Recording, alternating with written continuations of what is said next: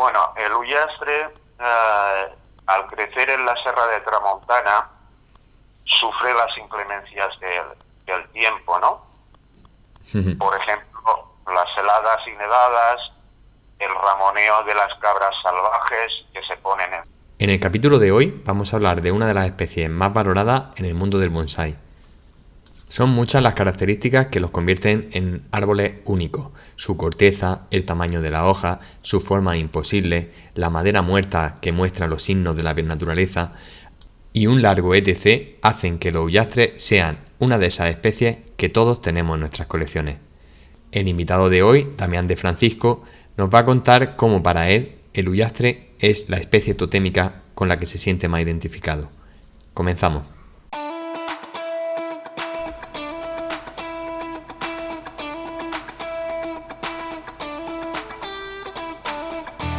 Bienvenido a Universo Bonsai Lover, el podcast dedicado al mundo del bonsai, donde podrás escuchar toda la actualidad y todo lo relacionado con este arte en cada capítulo. Soy Manuel Porras y te doy la bienvenida a este Universo Bonsai Lover podcast.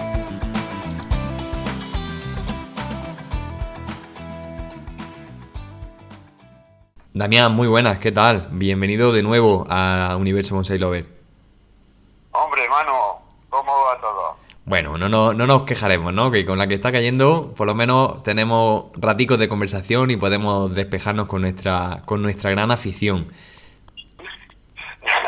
Ratitos, pero largos y tendidos, ¿eh? Sí. Además, hoy vamos a hablar contigo de un tema muy interesante.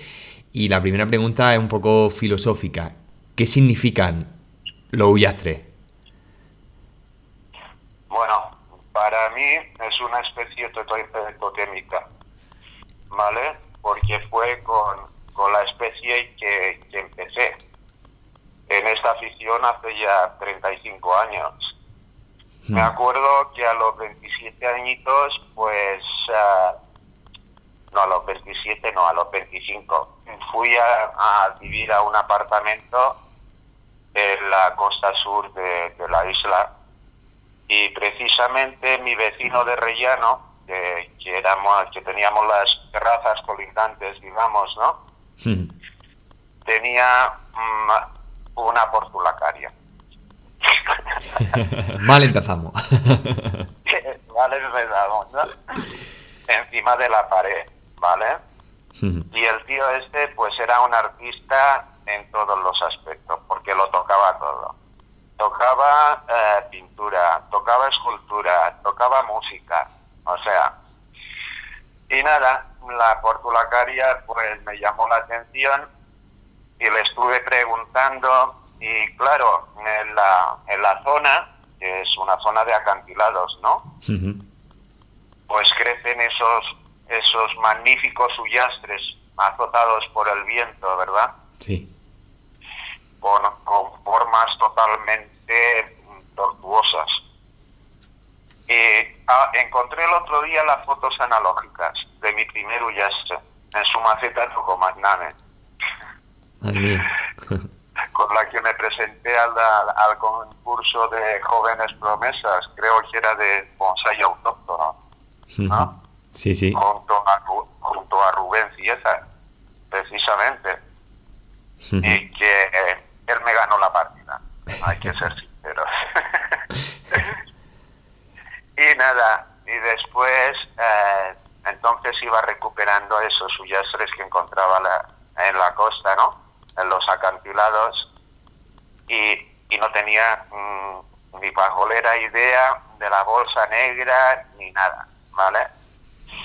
Entonces el destino hizo que fuéramos a vivir de nuevo a la ciudad.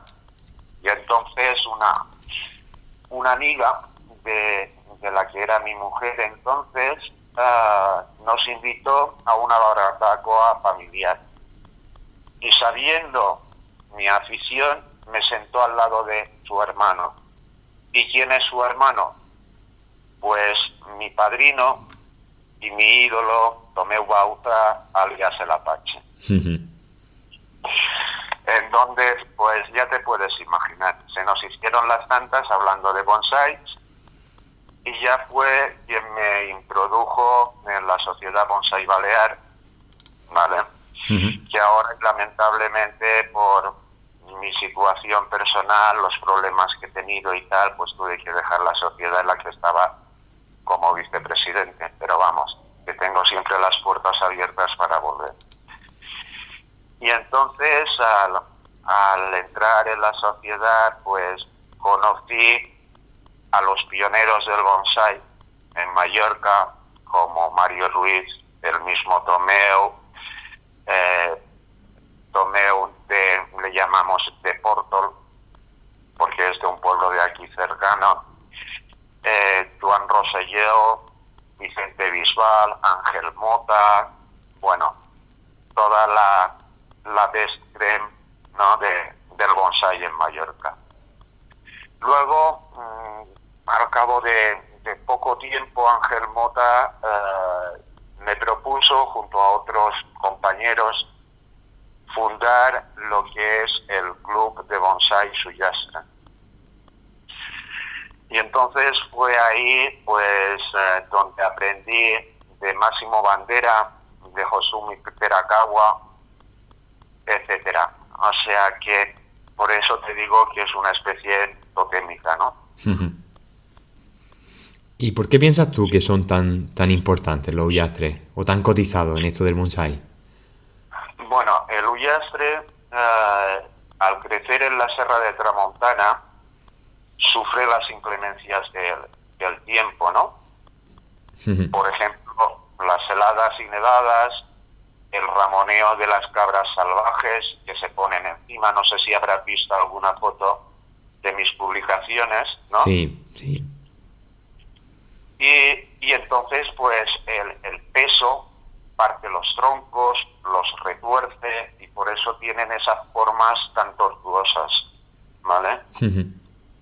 Por la que se crean la madera, la corteza, ¿no? La corteza también, las cabras la roen, ¿verdad? Entonces, al roerla, se crean las heridas, que con el tiempo luego se va creando la madera, la característica madera, pues, de los ullastres. Y luego, según un artículo que es fenomenal de Antonio Palleras, de la Sociedad Bonsai Menorca, la corteza, porque hay diferentes tipos de corteza, no sé si son 7 u 8, él lo tiene todo especificado ahí. Está la corteza lisa, la blanca de los ullastres de aquí del llano, la cuarteada, la de hojaldre, la botonada, o sea, hay muchísimas tipos de corteza, que todo depende de la zona en la que los ullastres crecen, ¿no? Y bueno, para el que no lo sepa, ullastre es una olea, ¿no? Exactamente. La especie, botánicamente hablando, es la olea europea, variedad silvestre. Es decir, dependiendo, realmente la palabra ullastre es una terminología, es digamos, el nombre que vosotros dais en la zona de Mallorca, en vuestra zona, a lo que, por ejemplo, aquí en el sur nosotros llamamos acebuche, pero que por las condiciones... Ullastre es simplemente la traducción literaria o idiomática del acebuche. A ullastre se le llama en las Islas Baleares, Comunidad Valenciana y Cataluña. Y lo que pasa es que cuando dentro de nuestro mundo, de nuestra afición, cuando se hace mención del ullastre mallorquín, es precisamente por las características que tiene, ¿verdad? Por esas maderas, esas cortezas, esas hojas, esos tamaños de hoja. Exactamente, por lo cual, mejor dicho, fue reconocido por los maestros del Japón, que también hay un artículo muy antiguo de Antonio Bauza, que dice que, opinan, mejor dicho, que el ullastre es una de las por no decir la mejor especie en todo el mundo para convertirlo en un bonsái de calidad de exposición. Ujú. Por todo eso que ya has comentado, ¿no? Por esa forma que la naturaleza ha ido dando, por esos sufrimientos que expresan esas maderas, ¿no? Esas maderas muertas, esas cortezas. Exactamente. Por la hoja tan diminuta, Ujú. piensa que la hoja, a través de los semidefoliados que les hago, elimino cada 2 por 3 las hojas axilares y viejas manualmente, Ujú. dejando la nueva brotación, y entonces esto hace que, estando a plena exposición solar, desde que sale hasta que oscurece, el tamaño de la hoja se vaya reduciendo enormemente. Yo tengo aquí ullastres en casa, Ujú. dentro del mismo terreno, que tienen las hojas de 6-7 centímetros. Y al pasarlos a maceta, y por lo que he descrito, ¿no?, se convierten en hojas de 4 o 5 milímetros más o menos. O sea, un tamaño más pequeño a una lentejuela Ujú. o a una lenteja. Y eso es lo que lo hace tan llamativos y tan especiales en esto del bonsai. Da- Exactamente. O sea, yo tengo ullastres que la brotación es tan profusa, ¿verdad?, Ujú. que se juntan los entrenudos. O sea, tengo que ir eliminando entrenudos para que se extienda un poco más, porque si no, la ramificación estaría pegada al tronco. O sea, lo que se ve exactamente igual a la fotografía que pongo con la cabra salvaje encima, ¿verdad? Ujú. Sí, sí. ¿Y cuáles son los cuidados básicos que tenemos que tener con los ullastres en sus diferentes etapas, ¿no? Bueno, el principal problema es la chileya, ¿verdad? Ujú. Entonces, al no haber un tratamiento curativo, que precisamente por eso se nos prohibió exportar ullastres, lo mejor es el preventivo, ¿vale? Ujú. Abonarlo muy fuerte en fósforo y potasio en otoño, emplear yo empleo el glucocat, que es una versión de la casa atlántica, y lo que es el recubre, o sea, cobre complejado y sistémico. También uso el sulfato yodo, que es el azufre sistémico. Ujú. Uso sobre todo, que me va fenomenal, la dodina, o sea, el Siliflow, que es un fungicida específico para las óleas, ¿vale?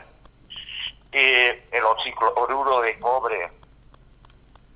O sea, lo principal es fortalecer al árbol para que éste no se debilite y se vea expuesto a contraer hongos como el repilo, como el verticillium, como la misma chileya, ¿vale? Ujú. Y sobre todo, lo que es importantísimo es el sustrato.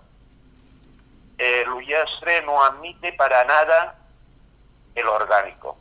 O sea, tiene que ser un suelo completamente suelto y drenante, aunque tengas que regarlos 3 veces al día. Ujú. Pero el pómice es muy importante junto a la cadama. De hecho, yo ya estoy empleando lo que se llama la grava del marés, Ujú. que es extraída de la roca arenisca que tenemos en Mallorca. Y es una grava muy absorbente, ¿vale? Muy porosa y con un pH bastante alto. O sea, su pH oscila entre 7,5 y 8, cosa que a los ullastres como especie semicalcícola les viene fenomenal. Con eso evitas carencias de magnesio, de calcio, y no se lo tienes que aportar adicionalmente, ya que lo contiene el mismo sustrato. Ujú. Y aparte hablaremos luego un poquito más en profundidad de los problemas, ¿no? Has comentado la sileya entre ellos, y la importancia de los materiales, de los tratamientos preventivos. Aparte del sustrato, ¿qué otro el sustrato recomienda? ¿Un sustrato poroso, un sustrato que no tenga materia orgánica, que sea un sustrato drenante? Pero ¿qué otros cuidados tenemos que tener en cuenta? Es decir, ¿es un árbol que tolera el cultivo a pleno sol? ¿Es un árbol que tolera bien los defoliados? Vamos a darle si quiere un repaso a las principales técnicas, ¿no? ¿Dónde colocaríamos un Ullastre en nuestra colección? Como he dicho, a pleno sol. A pleno sol. Y el tema de, por ejemplo... Si es posible 12 horas diarias en verano, 12 horas. Y el tema de las podas, es un árbol que responda bien a las podas, los defoliados, a todos los trabajos que solemos hacer durante la formación. Perfectamente. O sea, además de ser una especie que arraiga muy bien, ya sabes que muchos de mis Ullastres vienen de estaca o de troncos cortados, ¿no? Tengo alguno de más de 30 centímetros de diámetro que fue cerrado completamente, como es mi famoso centenario al que llamo, que era la pata de un olivo calcinado, ¿verdad? Y que cerré a ras de tierra, sin ninguna raíz en absoluto. Me tardó 18 meses en darme señales de vida, que cuando lo tenía en el invernadero, ¿verdad? Y cuando lo destapé, que lo tenía dentro de la bolsa negra, me llevé la sorpresa de que ya había los primeros brotecitos. Fue largo, pero valió la pena. ¿Vale? Sí. Y en cuanto a los sustratos, para las recuperaciones e incluso las estacas, yo empleo el pómice 100%, sin nada más.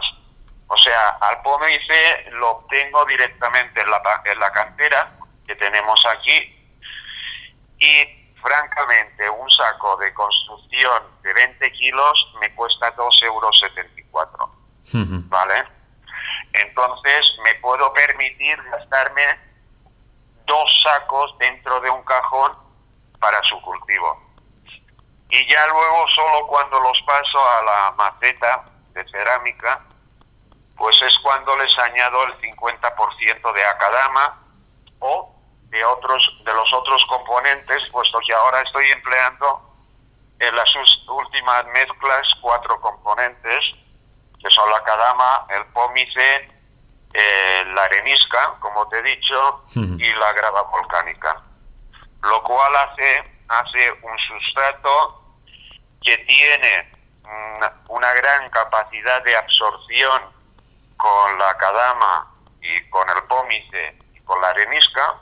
Recordemos que el pómice tiene una capacidad de absorción del 100% de su peso, ¿vale?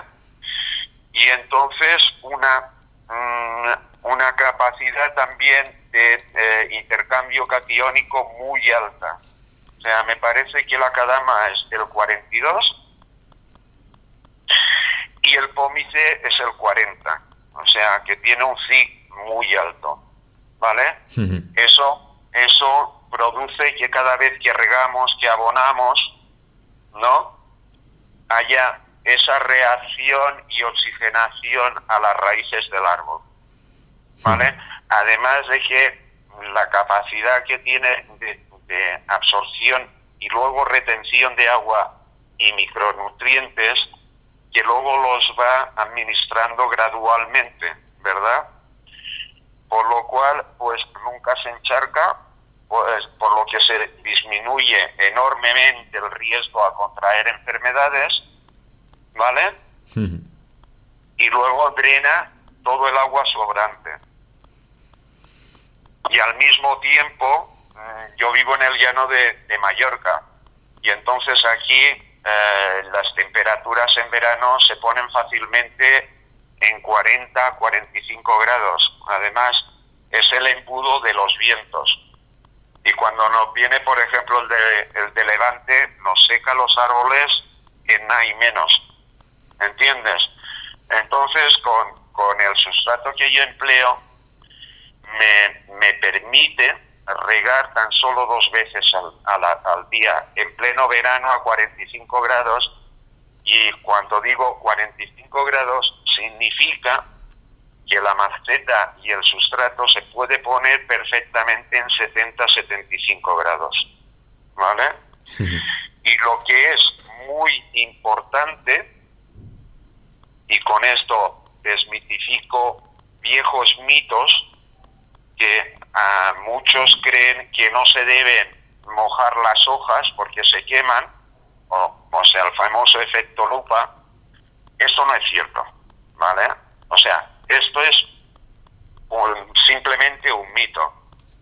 Y para mí lo más importante es cuando estamos en 40-45 grados, es coger la manguera y darles una ducha a las 2 de mediodía a pleno sol, mojando hojas, mojando tronco, mojando maceta, mojando bancos, para que me cree esa humedad y condensación y que los árboles no sufran por exceso de calor ni deshidratación.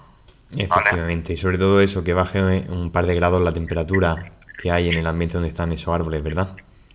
Exactamente, es como nosotros, ¿no? Si estamos en la playa a pleno sol, a 45 grados, sudando como, perdón por la expresión, como cerdos, ¿vale? ¿Qué es lo que más agradecemos? Darnos un chapuzón o una ducha enseguida, ¿no? Sería de masocas el aguantar todo el día bajo el sol sin darse una ducha o un baño. Claro. ¿Vale? Y eso pasa exactamente igual con los árboles. De hecho, yo cuando los ducho los uyastres, ducho los granados, ducho los burgerianum, ducho los palmatum, o sea, lo ducho absolutamente todo. ¿Vale? Sí, y ahí rompemos el mito, ¿no? O la falsa creencia de que a mediodía es mejor no regar. Exactamente.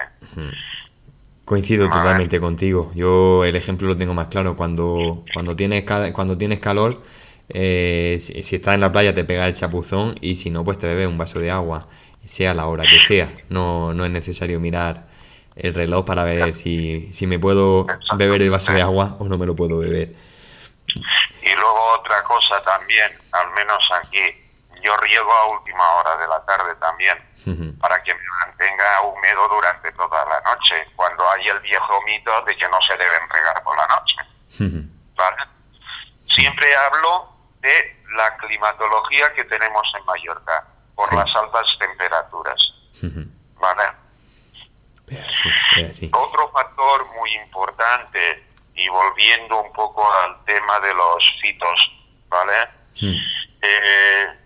Yo uso mucho una versión del lómbrico escudo, que es el fitomare de la Casa Atlántica, que son aminoácidos libres más extracto de alga marina. Esto los pone de un verde intenso y azulado, y lo uso también para todos los árboles, ¿vale? Entonces ahí la ramificación, el follaje tan verde que tienen mis uyastres. Luego otro factor muy importante es a principio de cada estación vegetativa, sea primavera y otoño, darles un buen chute de magnesio, seguidamente de un complejo de microelementos, que también empleo el de la Casa Atlántica. Bueno. O sea, parece que soy comercial. Eso, ¿no? Te iba a decir, digo, que vamos a dejar claro que aquí ni tú ni yo recibimos ninguna compensación económica por parte de esta casa de productos. O sea que nada, lo dejamos claro, ¿no? Después de esta pequeña broma, es muy importante. Has comentado los aportes de esos nutrientes para ir completando un poco la nutrición de nuestros árboles. Y yo quiero que tú me rompas otro mito con el tema de los huyastres. ¿Agua del grifo sí o agua del grifo no? Sí, sí, Gracias por esa respuesta. perfectamente. O sea, yo debido a mi situación geográfica, como te he dicho, vivo en medio del campo, donde Jesucristo perdió la sandalia, más o menos, ¿vale? Sí. Y aquí pues no tenemos cable, no tenemos agua de red, me la traen de un pozo cercano, y tengo un motor, una bomba de agua que me la extrae de la cisterna, ¿vale? Eso hace que durante todo el verano tenga que regar con agua de pozo o manantial, lo cual normalmente es bastante alta, tanto de pH como de TDS. Y me va fenomenal. El único inconveniente del agua de red o de grifo es el cloro. Pero eliminando el cloro se puede regar perfectamente con un pH del 7,5, los huyastres. Al contrario, te lo agradece, porque si empleas agua ácida o de osmosis, ¿verdad? Empiezan con los problemas de la carencia de calcio y de magnesio. Por eso es tan importante cuidar un poco el pH del agua con el que se los riega. Yo en invierno prácticamente, durante todo el invierno no traigo o no hago traer un camión de agua, porque estoy regando con agua de lluvia, que el agua de lluvia es ácida. Pero ¿qué pasa? Que al estar en la cisterna de cemento o de hormigón, hace subir el pH también, ¿vale? Entonces, siempre estoy regando con un agua aproximadamente de un 7. 7 y algo en verano. Interesante, interesante. Y Damián, el tema de, por ejemplo, de la formación a la hora de hacer poda o a la hora de hacer alambrado, ¿qué tenemos más allá del diseño? ¿Qué tenemos que tener en cuenta? Es decir, podemos hacer semidefoliados parciales, podemos hacer podas muy intensas. ¿En qué momento del año es el mejor para hacerlo? Vamos a ver, al contrario de lo que se hace en agricultura, que se podan dentro del invierno, ¿verdad? O a finales de invierno, entre diciembre y enero más o menos, Sí. Pero dentro del frío, ¿vale? En nuestra afición se hace precisamente al principio de su primavera vegetativa, ¿vale? Donde se le puede hacer absolutamente todo o todos los trabajos. En este caso sí que no respeto para nada el espacio de tiempo o el tiempo de los... Sí, exactamente, que tengo una publicación por ahí. Respetar los tiempos se llama, ¿no? En mi artículo. Entonces con el huyastre no respeto para nada eso. O sea, los trasplanto con poda severa de raíces, los podo fuertemente, los defolio y los alambro. O sea, todo al mismo tiempo. Y tenemos que ir con mucho cuidado porque así como es un árbol de crecimiento lento, es de ramificación muy rápida, con lo que en 2 semanas ya se nos pueden marcar los alambres. ¿Y qué pasa? Si se te marca un alambre, ahí viene el tema de la tuberculosis. O sea, tienes que estar muy encima y luego es una especie que para trabajarlo es muy exigente. Es decir, a una conífera la puedes trabajar una vez al año y dejarle el alambre puesto durante todo el año, ¿vale? Un huyastre lo tienes que alambrar y desalambrar 4 veces al año, por no decir 6. ¿Correcto? Claro.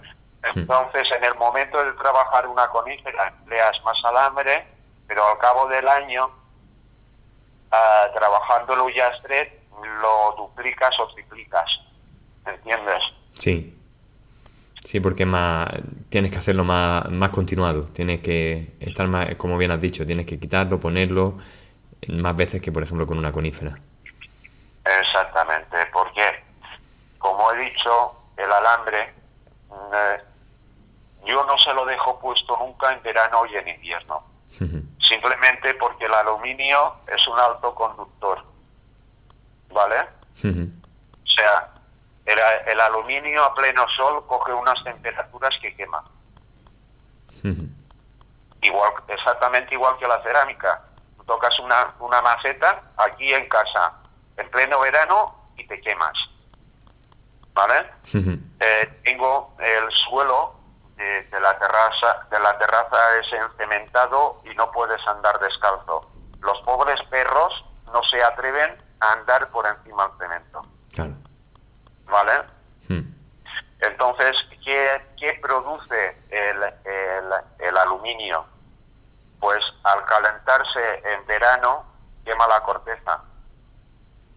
Y la tuberculosis se propaga precisamente por esporas que arrastra el viento y el agua de lluvia.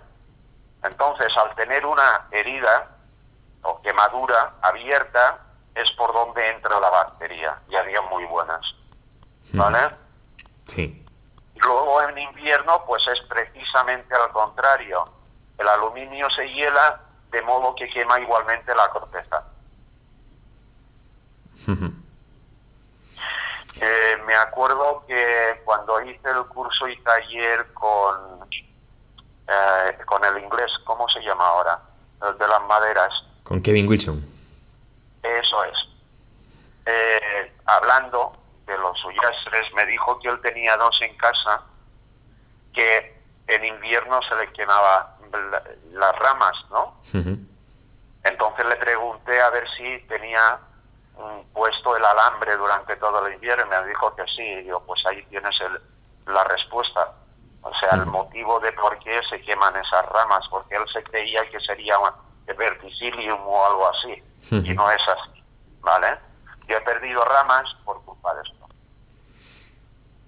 Pues seguro que a más de uno esto que has comentado le va a venir genial, el tener en cuenta lo de las temperaturas de los alambres, porque a veces en esos pequeños detalles es donde se marca la diferencia, ¿verdad? Exactamente. O sea, yo cuando me preguntan a través de Messenger, del WhatsApp, por qué se les están secando las ramas, no, mi primera pregunta es, ¿lo tienes alambrado? ¿Entiendes? Claro. Y más durante los 2 periodos que he dicho. También ese es otro mito, que se deben alambrar en invierno para que no se marque el alambre, etcétera, ¿verdad? Sí, tú lo has dicho, es uno de esos mitos que hay en esto de los ullastres. Ya has comentado tuberculosis, has comentado la xylella.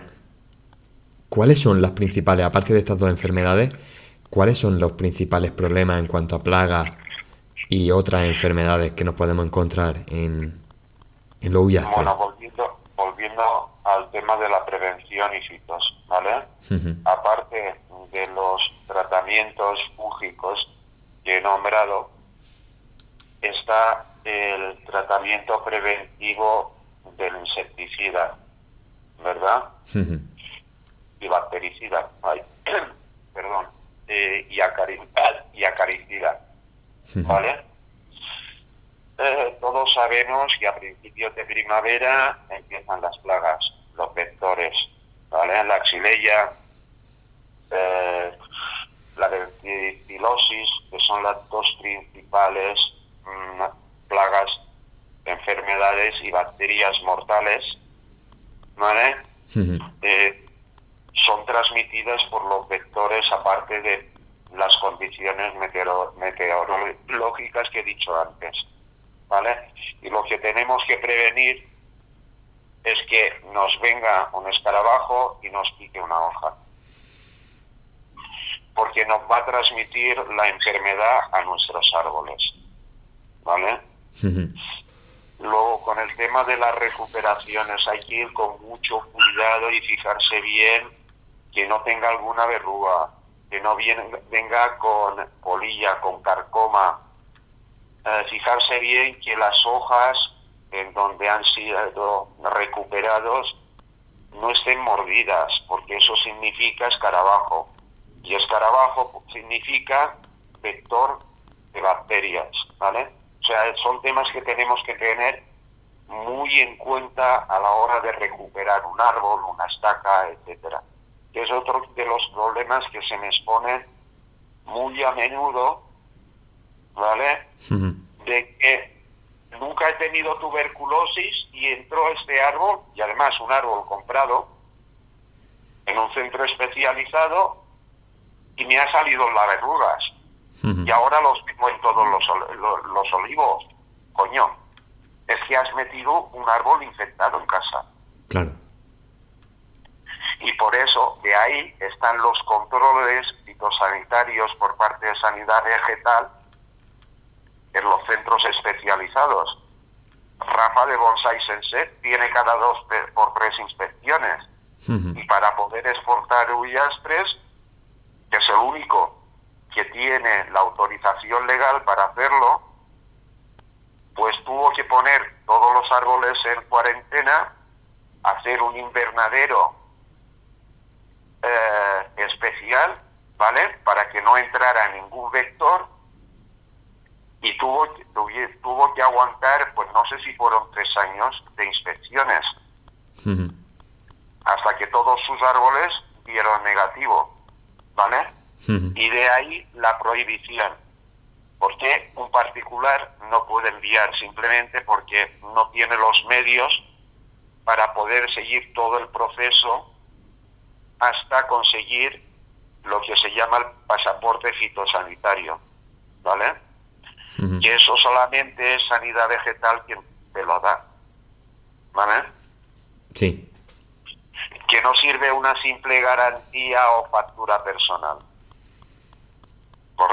¿Correcto? Correcto, es así.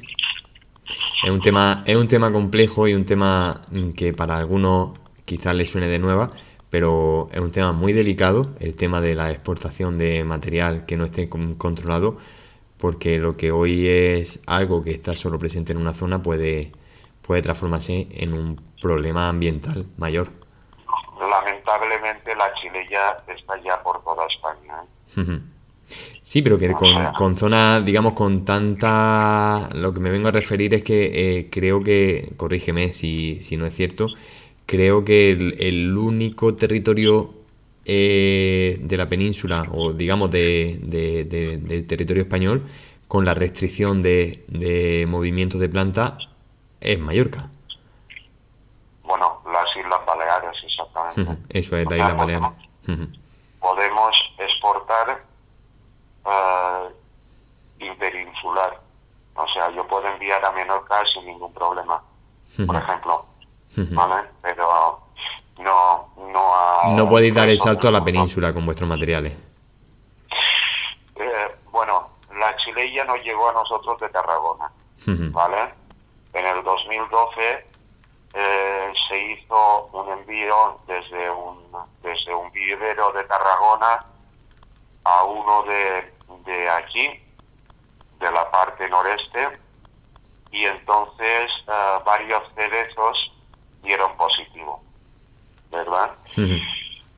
Y así como nos lo enviaron a nosotros de Tarragona, también Tarragona puede haber enviado material infectado a cualquier otro punto de la península. ¿Vale? En su día se nos señaló, casi culpó, de que fuéramos los causantes de la transmisión de la chilella, cuando no es así, cuando a nosotros nos vino de fuera, a pelota. O sea, pero nada, somos mallorquines. Bueno, otra pregunta con polémica. Damián, ¿Yamadori sí o Yamadori no? Esa es una pregunta que roza, vamos, la polémica. En todos los grupos en los que estoy de administrador siempre salta la misma pregunta y siempre está el mismo debate y polémica, porque están los naturalistas y estamos los aficionados, ¿vale? Una cosa está muy clara: si no hubiera Yamadori, no habrían bonsai de Ullastre. Lo explico, simplemente porque a un bonsai de cultivo no vas a conseguir jamás las mismas características que un Yamadori de la Serra de Tramontana, ¿vale? Con esto te quiero decir de que el Ullastre no es especie protegida, y es más, es considerada por nuestros payeses como una mala hierba. Aquí en la Tramontana se hacen lo que se llaman los marges, o sea, los muros de piedra, que es también los que contienen los aludes, digamos, ¿no? Los desplazamientos de tierra. Y ahí, en esos marges, ¿verdad?, que hacen tipo escalera, es donde los payeses, pues, cultivan. Ahí tienen sus tierras de cultivo, ¿vale? Y los Ullastres, no sé si has visto publicaciones mías que he sacado estacas de dentro de esos marges, porque me han pedido para sacarlas. O sea, claramente, el vecino de delante tenía los marges completamente destrozados por los Ullastres, porque los rompen, ¿vale? Sí. Estos muros son simplemente de una piedra sobre otra, ¿vale? Y entonces, como te salga un Ullastre de dentro, pues te rompe el muro, así de claro. Y entonces, pues, se nos regalaban. De hecho, yo tengo un primo político que junto a mi prima son los posaderos de una de las fincas más grandes de Mallorca. O sea, la finca ocupa varias montañas de la Tramontana. Entonces, yo no tengo ningún problema con los Yamadori, en principio, porque me da restos de poda. Me llama cuando va a hacerlo. Se encarga de arrancar los Ullastres de encima de esos marges. Desayuna con el Seprona. O sea, es junto a los forestales y controlado por el Seprona de la conservación, ¿no?, de las montañas. Porque, como he dicho, un Ullastre puede reventar un muro y pueden haber desprendimientos, ¿vale? Entonces, ¿qué pasaba? Nosotros podíamos ir libremente a recuperar Yamadoris, ¿verdad? Sí. Hasta que con el boom del bonsai hubo los expolios, pero no por parte de los mallorquines, sino por parte de gente externa que venía con furgones y todo su equipo, y expoliaron las montañas, sobre todo de Ullastres y romeros. De ahí que el romero mallorquín es también tan cotizado, ¿vale? Y a razón del expolio, ¿vale?, nuestro gobierno inscribió a la Serra de Tramontana como Patrimonio Mundial por UNESCO, lo cual se cerró el grifo por completo. Y pagamos los platos rotos, como siempre, los mallorquines, cuando íbamos a recuperar uno o dos ejemplares al año para nuestro disfrute personal, ¿vale? Y que fueron otros, lamentablemente, y de fuera, que vinieron con el ánimo de lucro, ¿vale?, para su exportación y venta, así de claro. Y entonces los árboles antes del 2011 pues se vendían tirados de precio. Pero ¿qué pasa? Y ahora, todos estos temas que he mencionado, o sea, tema de la serra y tema Chileya, pues sea una especie tan cara y tan cotizada. O sea, a mí me están pidiendo ullastres todos los días. Y lo niego a todos. O sea, yo ahora ya tengo una cantidad que no voy a entrar ninguno más, a menos que sea procedente de algún compañero de aquí, a través de compra o a través de un intercambio, ¿vale? Pero tengo tal cantidad que me da muchísimo trabajo. Porque, como he dicho, son 4 trabajos mínimos al año en cada uno, y teniendo una colección de 2 docenas, cuando terminas el último puedes volver a empezar por el primero, ¿vale? Claro. Es así. Y bueno, la verdad que podríamos tirarnos horas hablando de los ullastres, porque aparte de que son una de nuestras pasiones en esto del bonsai, es una de nuestras especies, creo que para ir terminando, lo mejor sería que hablar un poco de, a la hora de pasarlo, lo hemos formado, ya tenemos nuestro árbol precioso, terminado, a punto digamos, de tenerlo culminado. A la hora de exponerlo, ¿cómo lo harías tú? ¿Qué consejo nos darías? ¿Macetas esmaltadas, no esmaltadas? ¿Qué acompañamiento le pondrías? Cuéntanos un poco, Damián, tu opinión sobre esto. Bueno, para empezar, macetas sin esmaltar, siempre. Y evitar tonos rojizos, ¿vale? Los tonos, hay muchas macetas Yixin que te vienen con esos tonos rojizos tan fuertes, ¿no? O anaranjados.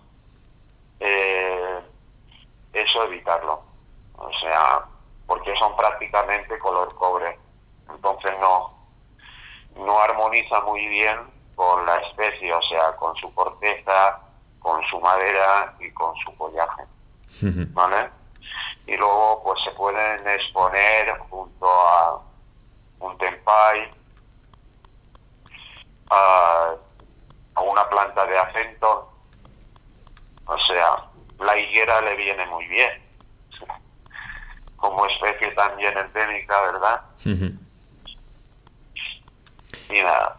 Al final eso es un ejemplo más de árbol mediterráneo, ¿no? Acompañado con una higuera, con un romero, con algo así. Al ser un árbol de secano, digamos, ¿no? No le vas a poner de acompañamiento un arce.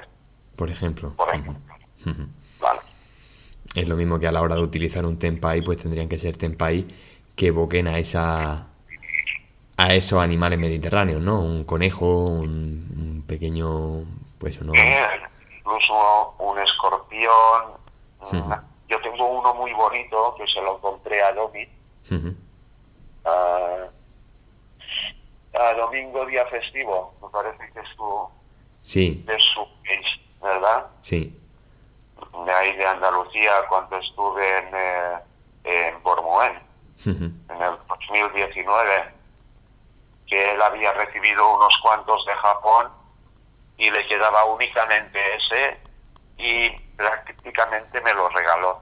O sea, un favor de amigo, ¿no? Cuando lo tenía, puesto que Domingo estaba ahí en la barra durante todo el congreso, ¿no? Lo tenía Manuel Rojas encima de su mesa, junto a sus macetas y kuramas, ¿no? Para la venta.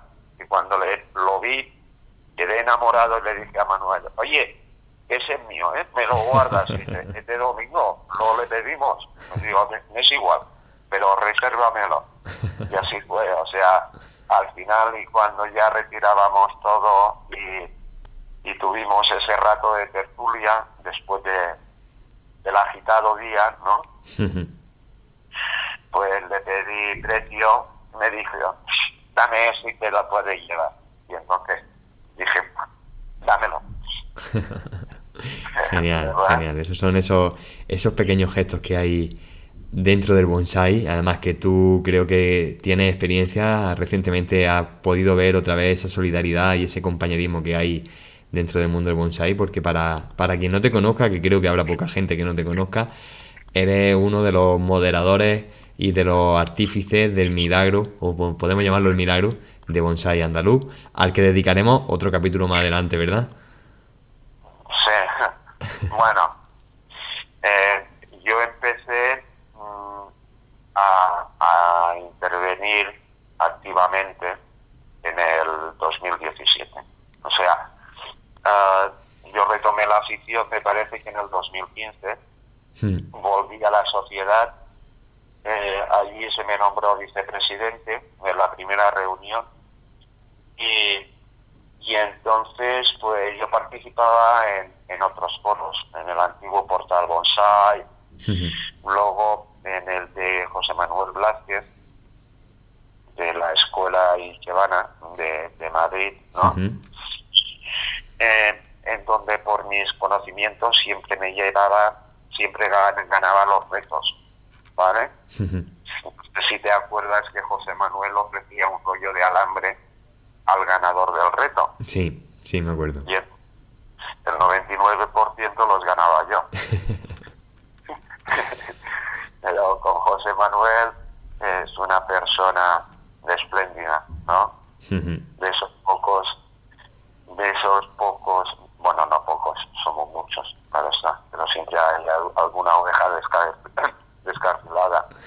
Pero de esas personas humildes, sencillas, ¿vale? Que tiene su grupo, su foro, y que también pues aconseja de forma totalmente altruista. De ahí que yo sea uno de los especialistas del grupo, ¿vale? Entonces José Manuel me propuso ir a dar un taller, un curso, que finalmente no se pudo, y luego Antonio y yo participábamos en los retos, ¿vale? Y Antonio pues era el fundador y único administrador, porque es el único grupo que hay dos coadministradores, ¿vale? O sea, es el grupo principal y todos los demás vinculados, a los que también pensamos vincular algunos otros, o sea, de mi propiedad, digamos, como es historia y evolución del bonsai en España, etcétera, etcétera, ¿vale? Para que siempre haya una misma armonía, una misma línea, ¿vale?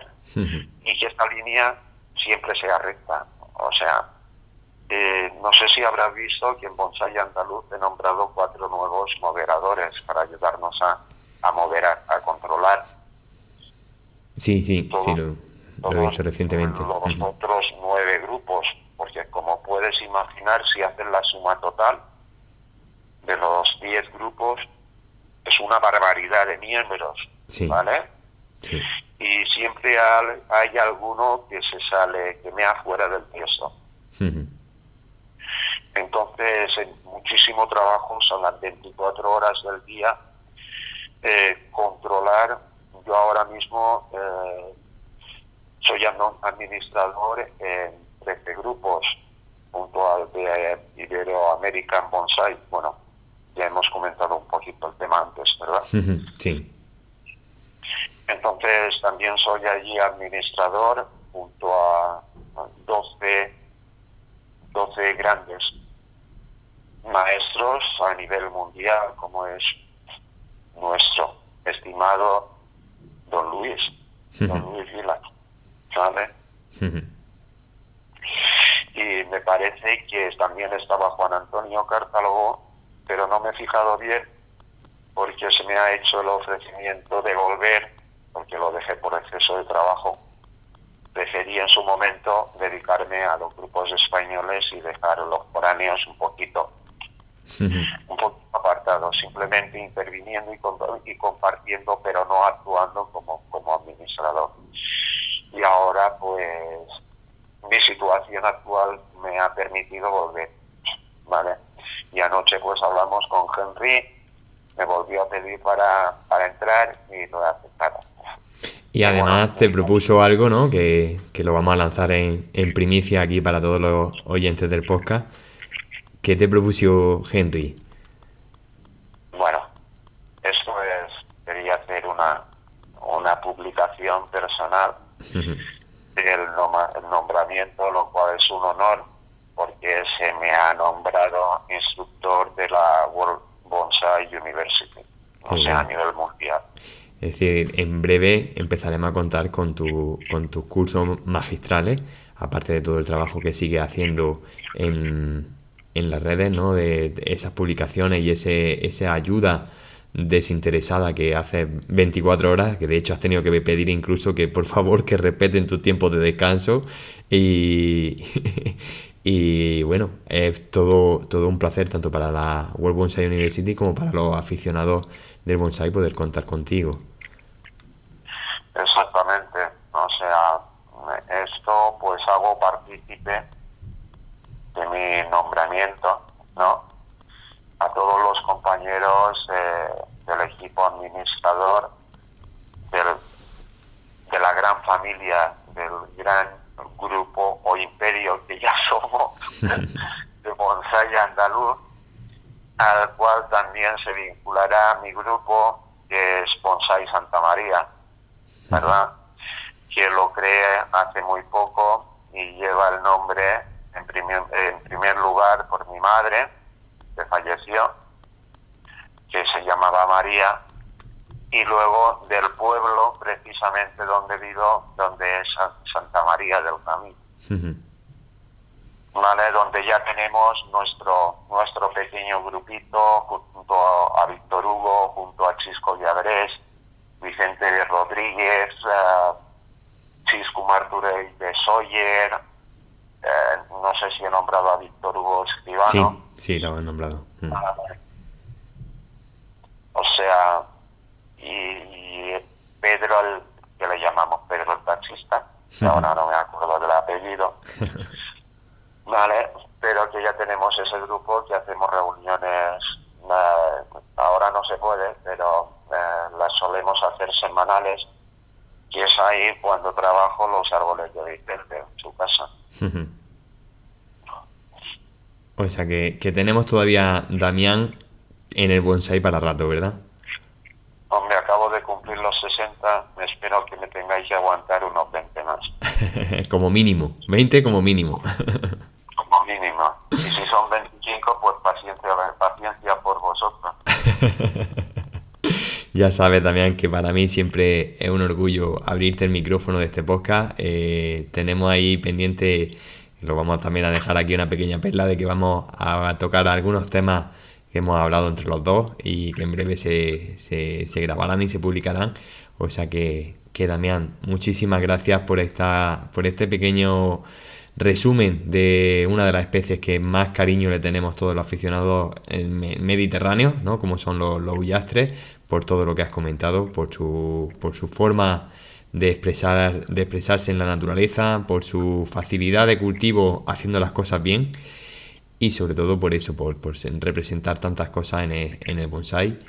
Y personalmente te doy un abrazo muy grande por la labor tan buena que haces en la difusión del bonsai y sobre todo te doy la enhorabuena por esa entrada, por ese fichaje en la World Bonsai. Muchísimas gracias. Y te puedo ya adelantar que hay grandes y muchos proyectos. Habrá una mayor difusión, habrá un crecimiento muy importante dentro del bonsai español. Ya somos 3 dentro de los grupos que damos clases, siempre siguiendo la misma escuela contemporánea, ¿no?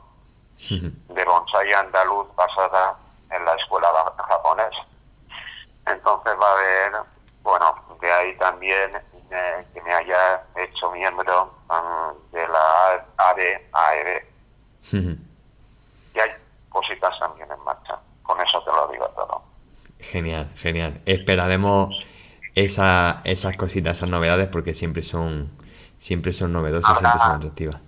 muchas y grandes primicias, Perfecto. tanto a nivel personal como colectivo. Genial. Pero de eso ya hemos hablado, que el futuro podcast será 3 bandas. Sí, pero eso además ese podcast seguro que a más de uno le gusta y va a ser un gran podcast, una gran entrevista. La espero con ganas. La vamos a liar, gorda. Damián, un saludo, muchas gracias. A ti, mano, un abrazote. Hasta luego. Muchas gracias por escuchar este capítulo de Universo Bonsai Lover Podcast.